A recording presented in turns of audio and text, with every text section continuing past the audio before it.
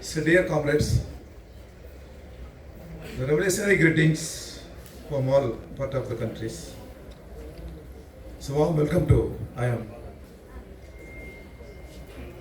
Because of Communist Party of India, Tamil Nadu. Comrades, I request, please allow to me our classic language, our mother tongue, Tamil Nadu. Tamil. Please allow to me Tamil.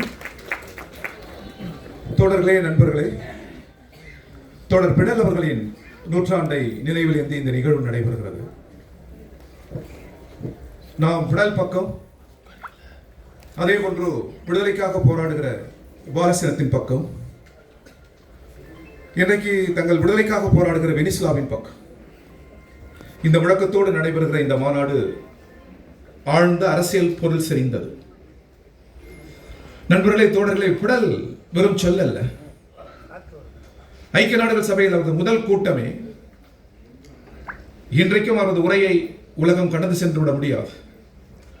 ஐக்கிய நாடுகள் சபையை நீங்கள் மாற்றி அமைக்க வேண்டும் என்று சொன்னால், உலகத்தில் ஒரு நீதி நிலை பெற வேண்டும் என்று சொன்னால், பிடல் கருத்துக்களை யாரும் அவ்வளவு எளிதில் கடந்து சென்று விட முடியாது. எனது கூற்று சரியாக இருக்குமே, ஆனால் பிடல் தான் முதல் முறை ஐநா சபையை மாற்றி அமைக்க சொன்னார். உலகின் மிகப்பெரிய நிலப்பரப்பு கொண்ட ஒரு நாடு இந்தியா, உலகின் ஆக சிறந்த பண்பாடு கலாச்சாரங்களை கொண்ட நாடு இந்தியா, உலகில் இதுவரை எந்த நாட்டின் மீதும் யுத்தம் தொடுக்காத இந்தியா, ஆக எல்லாவற்றிலும் முதன்மையாக இருக்கிற இந்தியாவை கடந்து பாதுகாப்பு கவுன்சில் அமைக்கப்பட்டிருக்கிறது. எனவே இது பொருள் இழந்துவிட்டது. பாதுகாப்பு கவுன்சிலை திருத்தி அமைத்து அதில் இந்தியாவை இடம்பெற செய்ய வேண்டும் என்ற முதல் குரலே தொடர் பிடல் அவர்களின் குரல் தான். அது சாதாரணமானதல்ல. இன்றைக்கு கியூபா தத்தளிக்கிறது, அதை நெருக்குகிறது அமெரிக்க ஏகாதிபத்தியம். ஆனால் இந்தியா, உலகின் தலை சிறந்த ஜனநாயக நாட்டினுடைய பிரதமர், பார்வையாளராக இருந்துவிடக் கூடாது என்பதுதான் இதனுடைய பொருள். ஆக சிறந்த உலகத்தின் நாடாளுமன்ற ஜனநாயகத்தை கொண்டிருக்கிற ஒரு நாடு காசாவை பார்த்து கொண்டிருக்கக்கூடாது, வெனிசுலாவை பார்த்து கொண்டிருக்கக்கூடாது. வெனிசுலாவின் எண்ணெயை வாங்குவது என்பது அபகரிக்கப்பட்ட ஒரு பொருளை குறைந்த விலைக்கு வாங்குவது போல், வேறு மொழியில் சொல்வதென்றால் திருடப்பட்ட ஒரு பொருளை குறைந்த விலைக்கு வாங்குவது போல். இந்தியா எப்பொழுதும் அதுபோல் ஒரு பொருளை வாங்கிவிடக் கூடாது. நமக்கு ஈரான் இருக்கிறது, ரஷ்யா இருக்கிறது, அரபு நாடு இருக்கிறது, அங்கே வாங்கலாம். பிடல் இன்னொன்றையும் அதை ஐக்கிய நாடுகள் சபையில் சொன்னார். உலகத்தை மேலாதிக்கம் செய்கிற அமெரிக்காவும் ஐரோப்பாவும் ஒரு கூட்டணியாக இருக்கிறது. ஐரோப்பாவும் அமெரிக்காவும் ஒரு கூட்டு செய்வல் இருக்கிறது. ராணுவ கூட்டு செய்வல், வர்த்தக கூட்டு செய்வல். இதேன் ஆசியாவுக்கு பொருந்தாது, இதேன் தென் அமெரிக்காவுக்கு பொருந்தாது என்று அவர் சொன்னார். அன்றைக்கு அவ்வளவு ஆழமாக அது உரைக்கவில்லை. ஆனால் இன்றைக்கு ஆசியாவுக்கு அது பொருந்துகிறது, உலகுக்கு பொருந்துகிறது என்றுதான் பிரிக்ஸ் எழுகிறது. டாலர் தான் உலகை தீர்மானிக்கிறது. உலகத்தின் செல்வ பலம் எல்லாம் அமெரிக்காவின் காலடியில் வந்து சேர்வதற்கு காரணம் டாலர். எனவே இந்த டாலருக்கு மாற்றை உலகத்தின் எந்த நாடாக இருந்தாலும் அவரவர் நாணயத்தில் தொடங்குவதற்கு கியூபாவின் கதவுகளை திறந்து விடுகிறேன் என்று சொல்லி முதலில் டாலருக்கு எதிராக முழங்கியவரும் தொடர் பிடல். இவையெல்லாம் சாதாரணமானதல்ல. அவர் சொன்னது நமக்கு இன்னும் ஆச்சரியம் அளிக்கும். வெனிசுலாவில் எண்ணெய் அதிகமாக இருக்கிறது, ரஷ்யாவில் எண்ணெய் அதிகமாக இருக்கிறது. ஆனால் எண்ணெயை வாங்குகிறவர்கள் ஒரே மாதிரி இல்லை. நம்மிடம் அந்த கருப்பு தங்கம் குரூட் ஆயில் இருக்கிறது, அதான் உலகை இயக்குகிறது. ஆனால் அதை வாங்குகிற சக்தி அமெரிக்காவுக்கும் ஆப்பிரிக்காவுக்கும் ஒன்றல்ல. வளர்முக நாடுகள், ஏழை நாடுகள் வாங்கும் சக்தி இல்லாமல் தவிக்கிற பொழுது ஒபேக் அதே விலை வைப்பது நியாயம் அல்ல. எனவே வாங்கும் சக்திக்கு ஏற்றாறு போல் விலை வைக்க வேண்டும். அமெரிக்காவுக்கும் ஐரோப்பாவுக்கும் ஒரு பீப்பாய் 1 லட்சம் ரூபாய் என்று சொன்னால் 1000 ரூபாய்க்கு வளர்முக நாடுகளுக்கும் ஏழை நாடுகளுக்கும் தருவது குறித்து ஒபேக் சிந்திக்க வேண்டும் என்று முதலில் துணிச்சலாக முன்மொழிந்தவரும் தொடர் பிடல். இவையெல்லாம் மிக சாதாரணமானதல்ல. எனவேதான் சொல்கிறோம், பிடல் வெறும் சொல் அல்ல. பிடல் ஒரு திசை, நாடாளுமன்ற ஜனநாயகத்திற்கான திசை. அவரை ஐரோப்பாவின் பத்திரிகையாளர்கள் பேட்டி காண்கிறார்கள். உங்கள் நாட்டில் சர்வாதிகாரம், ஒரு கட்சி ஆட்சி முறை நீடிக்கிறது, சர்வாதிகாரம் நீடிக்கிறது, ஜனநாயகம் வளர்ந்து வருகிற ஒரு யுகத்தில் நாம் வாழ்கிறோம்.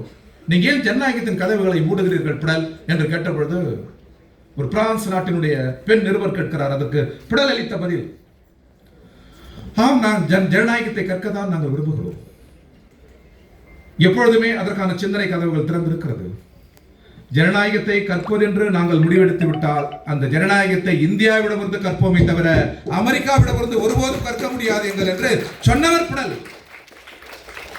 அப்படிலாம் இந்திய ஜனநாயகம், இந்திய சமூக அமைப்பு நமக்கு உடன்பாடில்லை, ஆனால் இந்திய நாடாளுமன்ற ஜனநாயகம் அவர் தான் சொன்னார். சிரித்துக் கொண்டே சொன்னார். இந்த சொல் எத்தனை பேருடைய சபைகளில் விழுந்திருக்கும் என்று எனக்கு தெரியவில்லை. அறிவில் சிறந்தவர் அதை தேக்கி வைத்திருப்பார். இந்திய ஜனநாயகம் பற்றி ஒரு வரியில் சொல்லுங்கள் என்று சொன்னார். அவர் தான் சொன்னார், டான்ஸ் ஆஃப் டெமோக்ரஸி என்று சொன்னார். அம்பேத்கர் நேரும் ஃபெஸ்டிவல் ஆஃப் டெமோக்ரஸி என்று இந்தியாவை சொன்னார்கள் அல்லவா? உலகத்தில் நாட்டியம் புரிகிற ஜனநாயகம் இந்திய ஜனநாயகம் என்று சொன்னவர் தோழர் பிடல் காஸ்ட்ரோ. எனவே பிடலுக்கும் இந்தியாவுக்குமான நெருக்கத்தை, இந்த அரசியல் ஆழத்தை, இந்த சர்வதேசிய கூறுகளை எப்படி இந்தியாவோடு அவர் பின்னி பிணைந்தார் என்பதை அவர் எளிதில் கடந்து சென்று விட முடியாது. இன்றைக்கு கியூபாவை நெருக்குகிறார். கியூபா தத்தளிக்கிறது. இந்தியா தன் கடமை செய்ய வேண்டும் என்று நாங்கள் கூறுகிறோம். உலகத்தில் ஈடு செய்ய முடியாத, அருகில் யாரும் ஒப்புமை செய்ய முடியாத மகத்தான ஜனநாயகத்தை நாம் பெற்றிருக்கிறோம். நமது மேதைகள் நமக்கு வழங்கியிருக்கிறார். நம்மிடம் அமெரிக்காவோ பிரிட்டனோ அருகில் இருக்க முடியாது. Very most tolerance democracy in the world compare with US and Britain. Tolerance democracy இந்தியாவுடைய டெமோக்ரஸி, அது அருகில் கூட வர முடியாது. அத்தகைய ஜனநாயகத்தின் பிரதமர் கியூபாவின் கழுத்துக்கள் நெரிக்கப்படுகிற போது வேடிக்கை பார்ப்பது என்பது பாண்டு மாநாட்டுக்கு அழைக்கப்படுகிற தீங்கு. இந்தியாவின் சர்வதேச முகத்தை சிதைப்பது. நேரு, டிட்டோ, நாசர், ஹூனு, இந்த மகத்தான மேதைகள் இந்தியாவிற்கான அயலுறவு முகத்தை அளித்தார்கள். நேருதான் இந்த பஞ்சசீல கொள்கையை உலகுக்கு அளித்தார். அதுதான் இன்றைக்கு உலகத்தின் வாசல். அதை அடித்து நொறுக்குகிறது அமெரிக்காவும் பிரிட்டனும். தவறு என்று சொல்லக்கூட இன்றைக்கு இந்தியாவால் முடியவில்லை என்று சொன்னால் உலகத்தின் மிகப்பெரிய பிரதமரே இன்றைக்கு கேள்விக்குறியாக்கி நிற்கிறார். எனவே நண்பர்களே, நான் அந்த அரசியலுக்கு செல்ல விரும்பவில்லை. ஏகாதிபத்தியத்தை எதிர்த்து நிற்கிற ஒரு அரசியல், வெனிசுலா போல், பாலஸ்தீனம் போல், ஈரான் போல், அந்த துணிச்சல் இன்றைக்கு தேவைப்படுகிறது. போராடுகிற அந்த மக்களின் பால் ஒரு ஒருமைப்பாட்டை தெரிவிக்க வேண்டிய அவசியம் நமக்கு இருக்கிறது. இது நமது மரபு, இது நமது அயலுறவு முகம், இதுதான் இந்தியாவின் திசை. எனவே இந்தியா உலகுக்கு அளிக்கும் என்று நமது முன்னோர்கள் சொன்ன அந்த விழுமியங்களை நாட்டின் பிரதமர் சிதைத்து விடக்கூடாது என்று இதன் மூலம் நான் கேட்டுக்கொண்டு, இந்த மாநாடு எல்லா வகையிலும் வெற்றி பெற வேண்டும். நாம் எப்பொழுதும் பிடல் பக்கம், வெனிசுலா பக்கம், ஈரான் பக்கம், விடுதலைக்காக போரிடும் பக்கம் நாம் என்றென்றைக்கு உறுதியாக நிற்போம் என்று சொல்லி விடைபெறுகிறேன். நன்றி, வணக்கம்.